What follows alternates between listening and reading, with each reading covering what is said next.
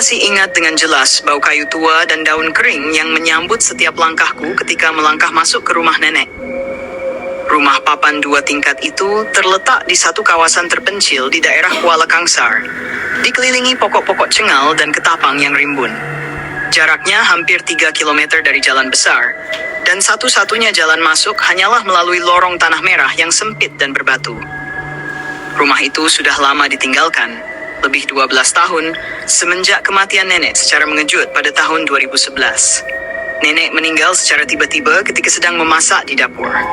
Arwah emak yang menjumpainya dalam keadaan terbaring di lantai, mata terbeliak ke atas, dan mulut separuh terbuka seperti sedang menjerit. Tetapi tiada suara keluar. Doktor kata serangan jantung, tapi jiran-jiran tak pernah setuju. Ada yang bersumpah melihat kelibat nenek berjalan malam-malam selepas hari kematiannya. Ada juga yang mendakwa terdengar bunyi langkah berat naik turun tangga di waktu dini hari. Tapi semua itu aku anggap cuma cerita kampung, hingga aku sendiri berpijak semula ke lantai rumah itu. Tahun lalu, ayah mengamanahkan aku untuk uruskan rumah itu. Katanya tanah tapak rumah sedang dinilai untuk dijual. Aku diminta tinggal di sana selama beberapa hari untuk kemas dan ambil barang-barang lama sebelum kerja ukur dimulakan. Pada awalnya aku keberatan, tapi sebagai anak sulung, aku tiada pilihan. Hari pertama di rumah nenek, aku tiba sekitar jam 5 petang. Udara terasa lembab dan berat. Bila aku buka pintu rumah yang lama tidak dibuka itu, satu bau hapak menyelinap masuk, bau debu, kayu repot dan sesuatu yang aku tak tahu namanya, tetapi cukup untuk buat bulu tengkukku meremang. Aku menyapu laman, membuka semua tingkap dan bersihkan ruang tamu. Ketika matahari mula terbenam, cahaya jingga jatuh ke lantai rumah melalui celah dinding yang tidak lagi rapat. Aku sempat bersihkan sedikit bilik tidur bawah sebelum mengambil keputusan untuk bermalam di situ. Aku terlalu letih untuk naik ke tingkat atas. Malam pertama, aku tidak tidur lena. Setiap kali aku hampir terlelap, ada bunyi seperti kuku menggaru lantai kayu.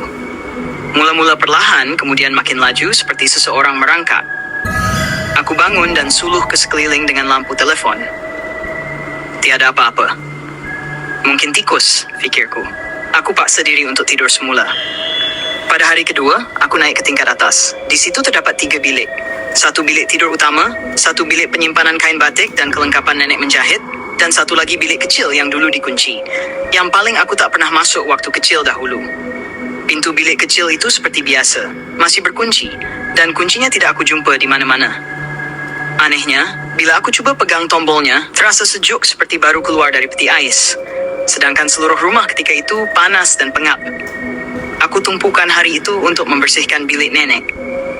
Di bawah katil, aku jumpa satu kotak lama berbalut kain kuning lusuh. Di dalamnya ada beberapa gambar hitam putih, cebisan rambut yang diikat rapi dengan benang merah, dan seutas gelang tembaga. Aku rasa seram, tapi aku anggap itu mungkin tinggalan lama nenek dari zaman dahulu. Mungkin barang perubatan atau pelindung diri. Aku letak semula kotak itu dan tutup semula bawah katil. Malam kedua, hujan turun dengan lebat. Kilat sabung menyabung, dan rumah lama itu seolah-olah bergoyang setiap kali guru berdentum. Aku terdengar bunyi pintu tingkat atas seperti diketuk berkali-kali. Tok, tok, tok. Aku tahu itu pintu bilik kecil yang terkunci. Mana mungkin ada sesiapa di sana. Aku panik, tapi tak berani naik ke atas. Keesokan paginya, aku mendapati pintu bilik kecil itu sudah terbuka sedikit. Padahal semalam aku yakin ia berkunci. Aku buka perlahan-lahan. Di dalamnya gelap, penuh habuk, dan hanya ada satu almari kayu tinggi serta satu lubang kecil di lantai, sebesar penutup periuk. Lubang itu ditutup dengan papan kayu dan dipaku kemas. Aku tertarik. Kenapa ada lubang di dalam bilik kecil ini? Aku siasat. Aku cabut paku satu demi satu.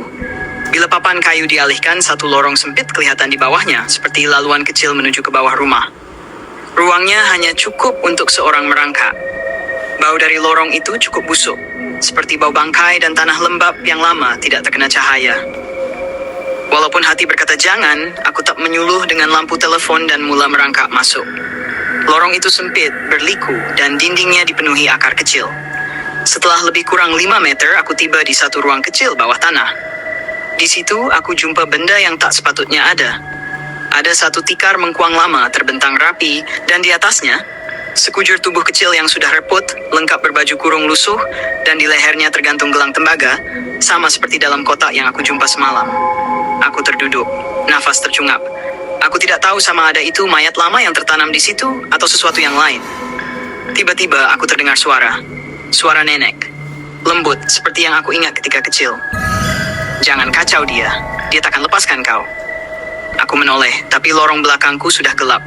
Lampu telepon padam. Aku terperangkap. Aku tidak tahu berapa lama aku pingsan. Bila aku sadar, aku sudah berada di halaman rumah. Pak Mail? Jiran lama kami menepuk-nepuk pipiku sambil memanggil nama. Aku dibawa ke klinik. Demamku berlarutan hampir seminggu. Bila aku akhirnya pulih dan menceritakan segalanya pada ayah, dia terdiam. Kemudian perlahan-lahan berkata, bilik kecil tu dulu tempat nenek rawat orang. Tapi satu malam, ada budak sakit datang. Dia kerasukan. Nenek tak sempat ubatkan. Budak tu mati. Tapi dia tak disemadikan. Nenek simpan. Bawah lantai. Selepas itu, rumah itu tidak disentuh lagi. Urusan jual beli dibatalkan. Ayah arahkan supaya rumah itu diruntuhkan. Tapi peliknya, setiap kali jentolak datang akan berlaku kemalangan, tayar meletup, pemandu demam, dan satu kali pemandunya hilang kawalan dan terbabas ke parit, mati di tempat kejadian. Rumah nenek masih berdiri hingga hari ini. Bilik kecil itu kembali terkunci. Lorong sempit itu tidak lagi dijumpai. Dan aku, setiap kali aku tidur, aku masih terdengar suara nenek berbisik di telinga. Dia tak akan lepaskan kau. Dia tak akan lepaskan.